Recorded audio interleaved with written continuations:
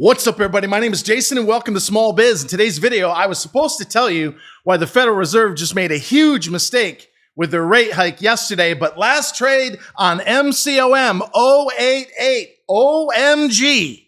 Was that another classic pump and dump by you-know-who?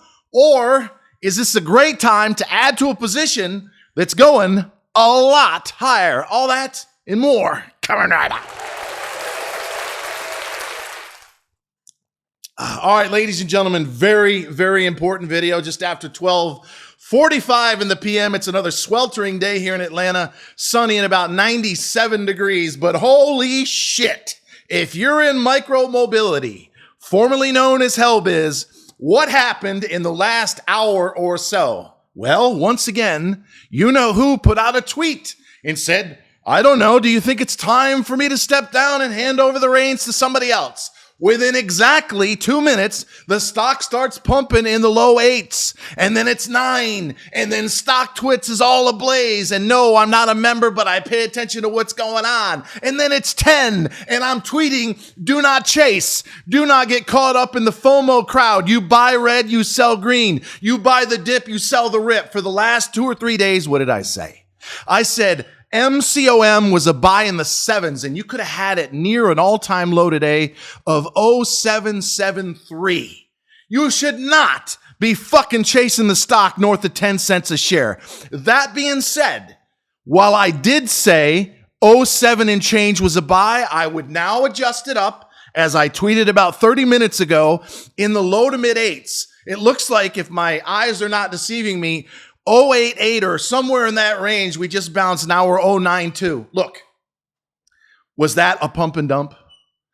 Let us recall, if you're new, welcome. We don't edit around here, and I do swear like a drunken sailor. And by the way, if you're a stock trader and you're a premium member at trysmallbiz.com, we will be opening our Discord in the next couple of weeks. And no, you don't have to be a small business owner to get one. That's trysmallbiz.com. But, folks, is it possible, once again, the same fucking nonsense from 5 to 4 to 3 to 2 to 1, where you-know-who puts out a tweet and Yorkville and or somebody that may be associated with them gives it a little kiss, gives it a little nudge, little push. Here comes the dumb retail money thinking, oh, holy shit, rockets are going off, right? It's time to get in. I saw a price target. Oh, it's going to 30 by the end of the day. Wrong. Full disclosure. It's my biggest position. My average is 62 cents. Yesterday, when it was 078, I said, boy, this motherfucker's way oversold. It's day 6 on the 10-cent rule. They've got 4 days or so to get it back over a dime, or that's you-know-who's third violation. Under $1, strike 1. Under $35 million market cap, strike 2. Under a dime for more than 10 days or thereabouts, strike 3, you're out.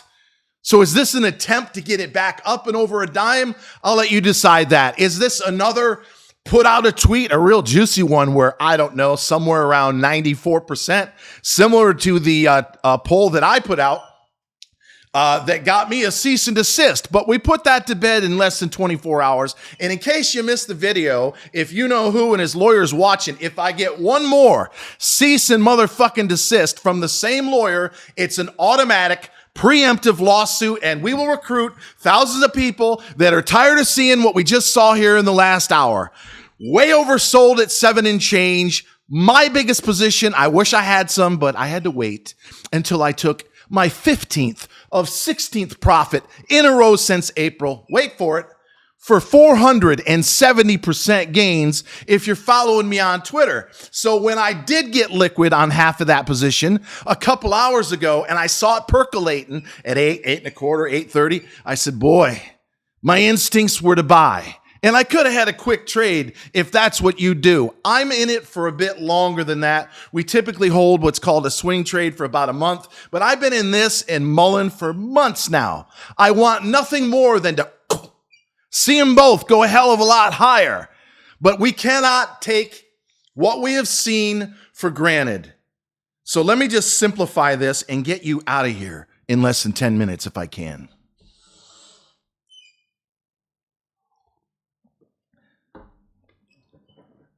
I'm going to go out on a limb and guess. There's a Spaces call tomorrow. He's probably going to drop some interesting news. I've challenged him once again. Call an end to the SEPA with Yorkville, at least for the rest of this year. You've already raised, by our estimates, north of $20 million. The float, or the outstanding, is well over, especially after today's filing, 100 million shares. Sal, I'll tell you right now that'll be the only time I mention your name in this video anyway. If you call an end to the SEPA, if you give us some sort of an update on the YAYO merger, which was supposed to happen according to the 30-day letter of intent by July 7, you tell us something exciting about the Soho opening, what you're expecting in terms of traffic, what advertising you're doing locally, what you think retail, perhaps your next second, third, fourth store. Do something to paint a picture that under a dime, let's call it, is an extremely oversold value, like you pointed out yesterday. Because if you continue to give us more and more exhibits, like we see today, where we get a tweet, we get a 30 to 40% pump, followed by a massive fucking red down bar, 8, 9, 10, 12 million share filing within 12 to 24 hours. You have no chance in the court of law, and it's my opinion, actually it's my intention, that it never go that far. So the ball's in your court, Sal. What are you going to do on the Spaces call? And until next time, ladies and gentlemen, always remember that I love you, and thanks for watching.